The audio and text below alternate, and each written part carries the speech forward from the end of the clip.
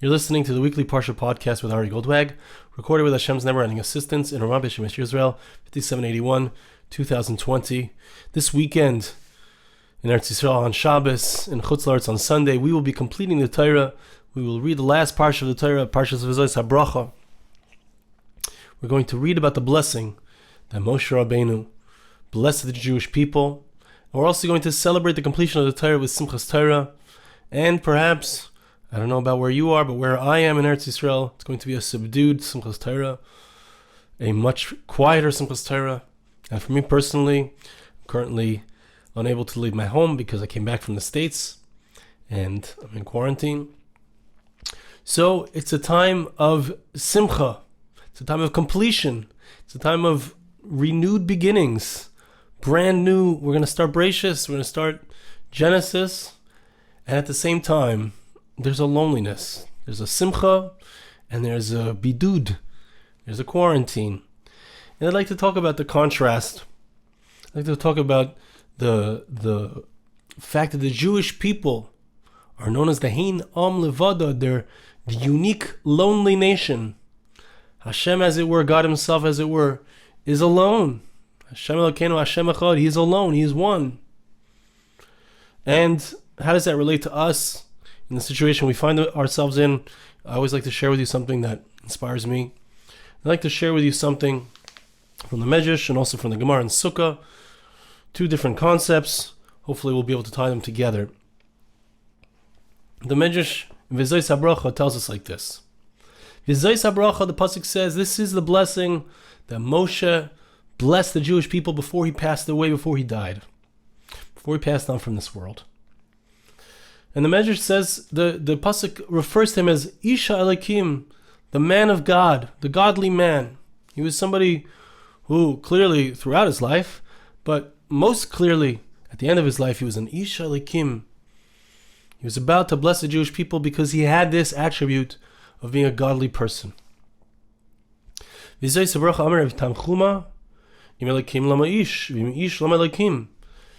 these two words together, points out the Medrash, it's a very strange thing. If he's a man, Ish denotes the fact that he's human. And human beings have their frailties.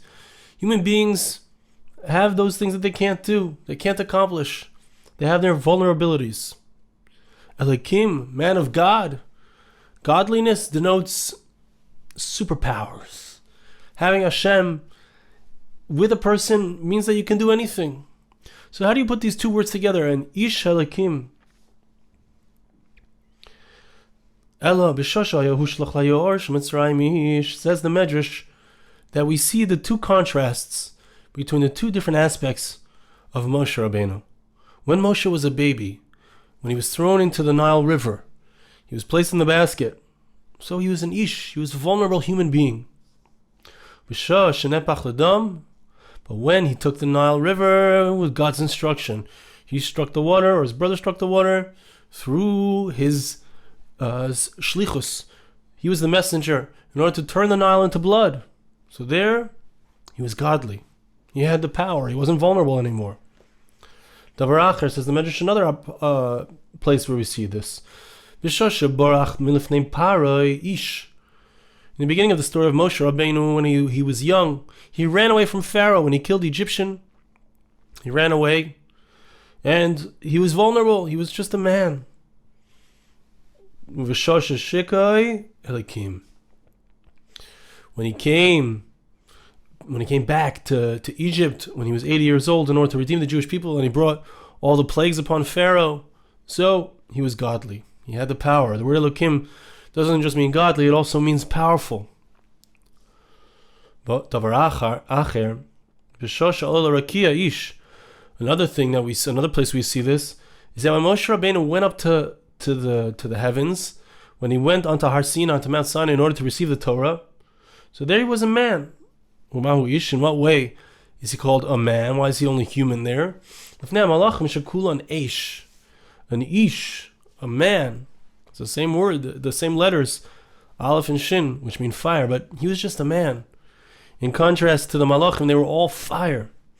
As we spoke about previously, the angels tried to knock him down.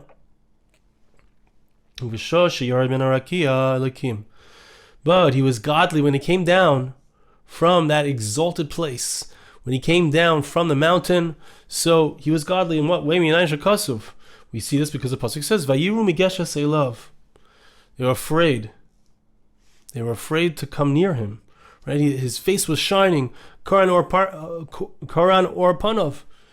There were beams coming out of his face. Mistranslated horns. Jews don't have horns.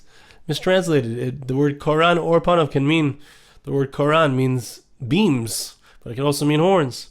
He didn't have horns. He had beams coming out of his face. He was shining. He was godly. Another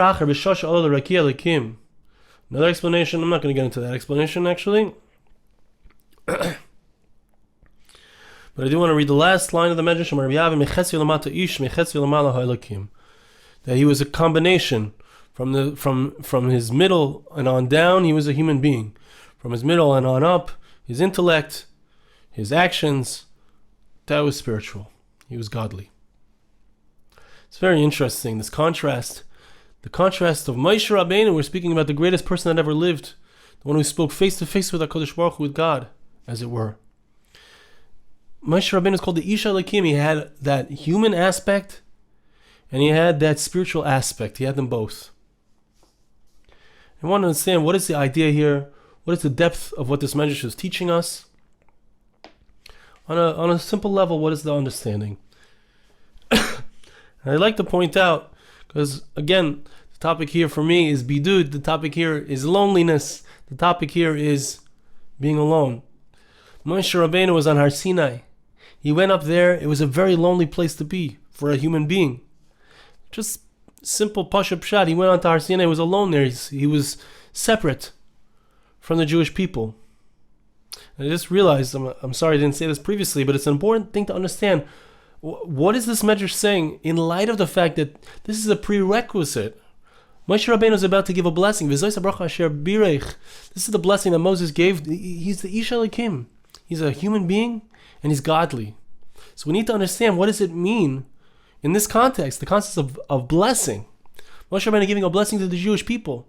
Why is it important for us to understand that he's an Ish Elokim? He's got this Ish aspect, this humanity aspect, and he has the aspect of Elokim, of the godly aspect. How are we to understand that in light of the fact that he's about to give blessings? So as I was saying, Moshe was there all alone. He was on Har Sinai. He was in Bidud. He was in quarantine for 40 days. It's a much longer quarantine. I only had to be in quarantine for 14 days. Moshe was in quarantine for 40 days. He was alone by himself. He was an Ish. He was vulnerable. He was facing off with spiritual beings in order to bring the Torah down to Am Yisrael. I think that we see there's a certain vulnerability, and that's the human condition. The human condition is being vulnerable.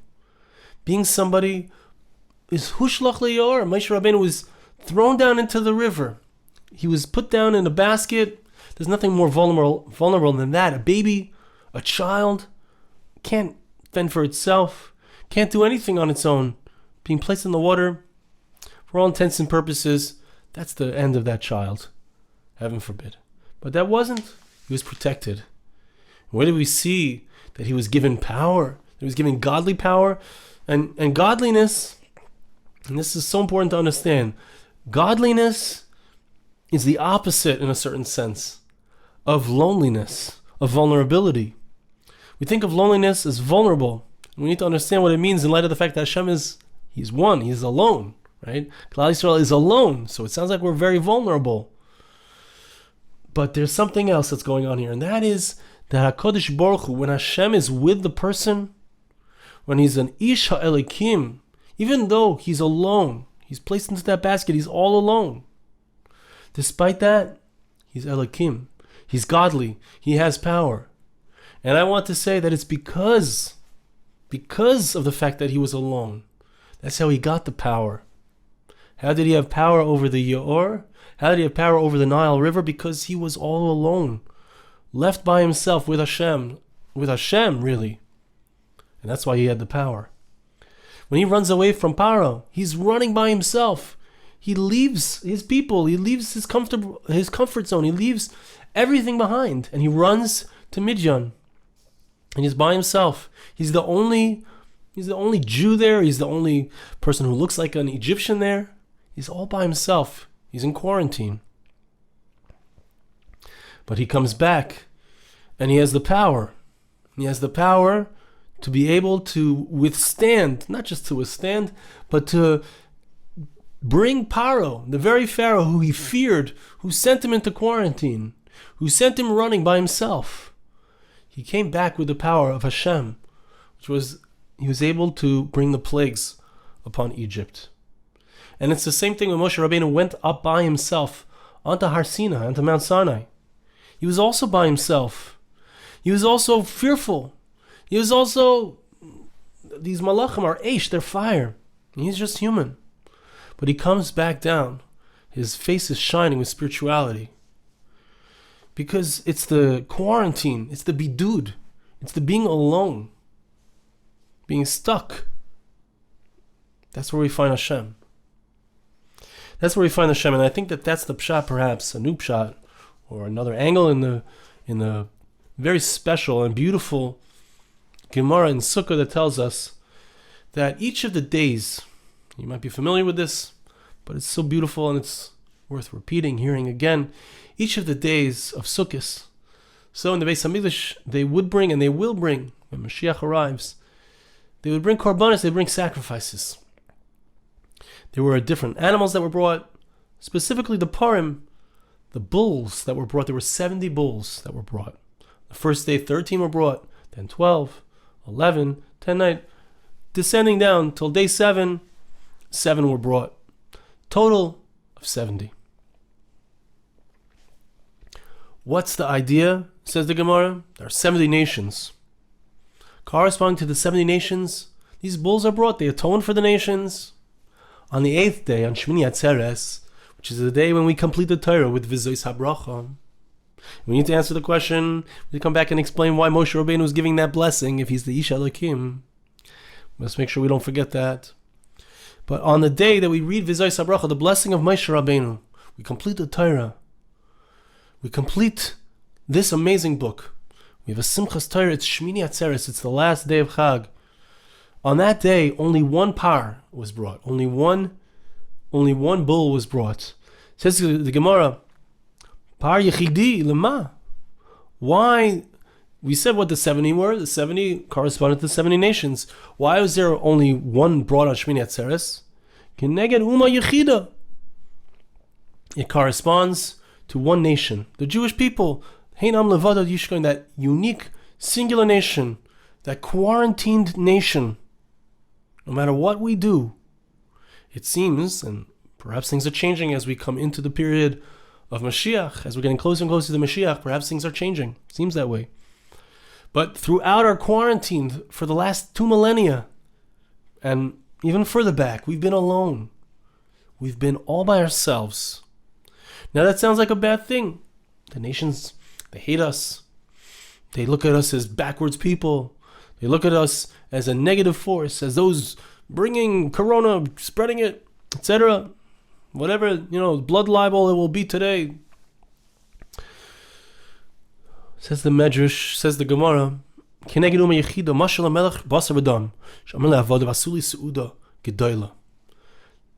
an analogy. It's analogous to a king, a human king, who he wanted to have a big feast, lots of food, a great feast, 7-day feast. He had all of his courtiers there, he had all of his subjects there. Everyone came to this party for 7 days. Finally, on the last day, on the final day, doesn't just mean on the last day of Succos, which it is. It doesn't just mean on the last day of this party, which it is. It means ultimately who remains at the end. Klal Yisrael is forever. The Jewish people is forever. But in the Parsha shot here, Hashem says to his beloved one, the king, says to his beloved one, and it's Hashem speaking to Klal Yisrael, Aseli seuda ketana. I want you to make me a special seuda, a small meal. So that I can enjoy you, just me and you. Just me and you. And I have to say that I shared this Gemara recently, not long ago, a few months ago, many young people, many bar mitzvah bachrim have had to have their meals alone. They haven't been able to have their family. They haven't been able to have their friends. Some have now been able to do it. Some haven't. Back and forth. I share with him this Gemara. There's something about having a meal. Something about having a special time. It's just you and HaKadosh Baruch Hu.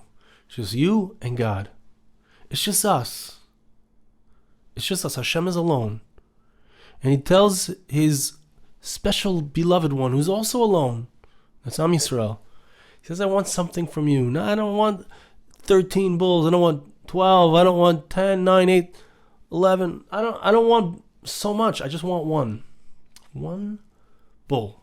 One small seuda. One small meal. Just me and you. HaKadosh Baruch Hu turns to us and he says, I want to be alone with you. Can you be alone with me? Can you be alone with me? Think about it. Chasana, a wedding. What's the moment that the chassan and kala are waiting for? The dancing is great.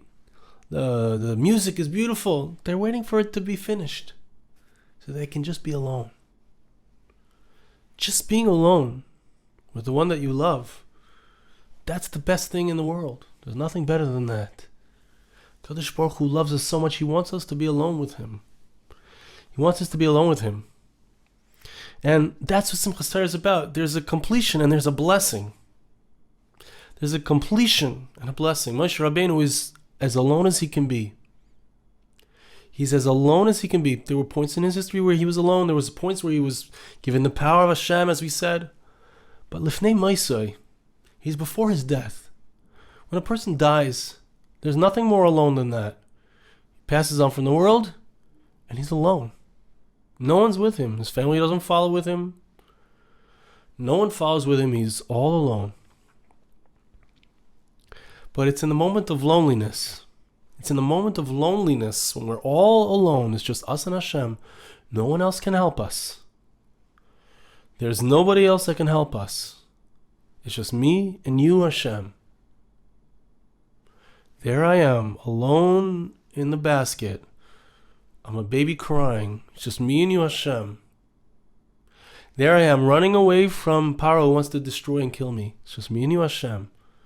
There I am, facing off with all of these angels. Just me, alone on the mountain. Aaron is behind me. Yeshua is behind me. The Shivim Zekanim, the 70 elders are all behind me. They're not here with me. It's just me all alone. The only one that's there that speaks on Moshe Rabbeinu's behalf. When he's in Shamayim, it's Beferish Gemara, we quoted it previous weeks. The only one who speaks on his behalf as he holds on to that throne is HaKadosh Baruch Hu. It's just him alone. And then we understand what's going on in the other stories too. It was Hashem who was there with him in that when he was alone in the basket. It was Hashem with him when he's running away from Paro.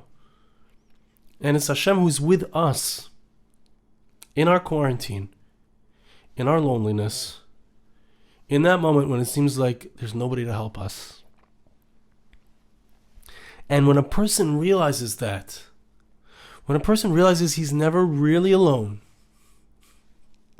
he's never really alone. When a person is in that space, sometimes the realization is forced upon us. Sometimes we really are alone. And HaKadosh Baruch Hu is there with us. Because there's no such thing as really being alone. There's always that Seuda Kitana, that small thing.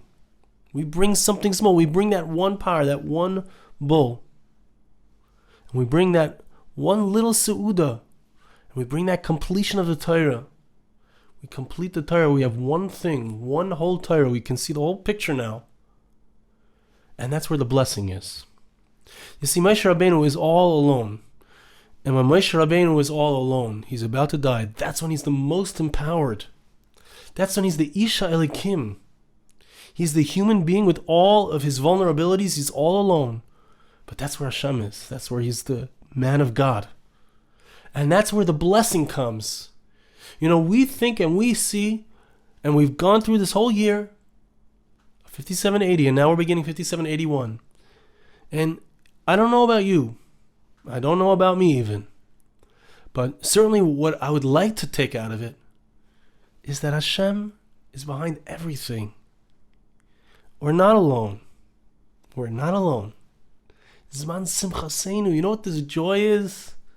You know what this ecstatic joy is? You know what the joy of the Torah is? The joy of the blessings are? The joy of the blessings is... The joy is that we're not alone. The joy is that it's just me and Hashem. And there's nothing better than that. All the quiet of the chasana is over. It's all done. All the guests have left. All of the nations, the 70 nations, they're finished. And now, it's L'yom Hacharon. It's the last day. 7 days of Sheva Brachas. It's the 8th day. The partying is over. It's just me and Hashem. It's just me and God. We're just alone. Is there any greater joy than that? Is there any greater joy than that? And that's where the blessings come from. When it's just me and Hashem, when I realize that there's nobody else, there's no one else who can help me. Not this person who pays my bills. It's not my boss who pays my bills. It's not anybody else. It's not my wife who's bringing in the parnasa. It's not me. It's not my music. It's not anything else. It's just me at this little su'uda, this little meal, alone with HaKadosh Baruch Hu, alone with God. There's nothing else. There's no greater simcha. And that's where the blessings come from. Blessings, it's such an interesting thing. The word bracha, the word blessing, the root of it is Beis Reish Chaf. Beis, the second letter of the alphabet, is gematria of 2. Reish is 200. Chaf is 20. Each of these letters connote doubling. Where's the doubling? It's in the firstborn. The Bechor also has the same letters. Beis Chaf Reish. He's doubled, but he's only one. He gets a double portion.